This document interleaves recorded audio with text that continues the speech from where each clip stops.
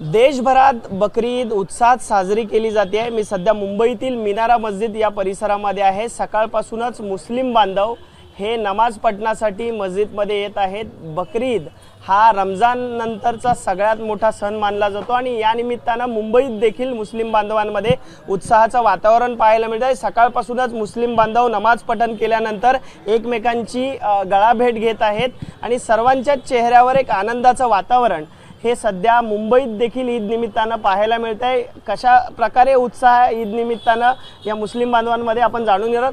किस प्रकार का उत्साह है आज ईद के निमित्त से? सबको बहुत खुशी है, अच्छा माहौल है और अच्छे से सब यानी ईद मना रहे हैं। अपनी जो गाइडलाइंस है वो सब फॉलो हो रही है। माशाल्लाह अच्छा है। पुलिस की तरफ से भी और बीएमसी की तरफ से भी अच्छा इंतजाम करके रखा हुआ है।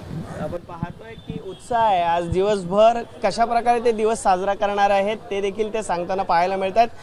त्यागाचं आणि समर्पणाचं प्रतीक म्हणून बकरी ईदला ओळखलं जातं आणि याच निमित्तानं नवीन कपडे घालून नमाज पठण करत असे लहानग्यांपासून वयोवृद्ध सगळेच ईद निमित्तानं आलेले आपल्याला पाहायला मिळतात आणि एकमेकांची गळाभेट घेत या ठिकाणी ईद साजरी केली जाते आणि त्यानंतर कुर्बानी देखील केली जाते आणि अशा प्रकारे ही बकरी ईद देशभर साजरी होते। सर्वांमध्ये उत्साहाचं वातावरण आहे आणि त्यामध्ये मुंबईत देखील बकरी ईद निमित्तानं अशा प्रकारे उत्साहाचं वातावरण पाहायला मिळतंय।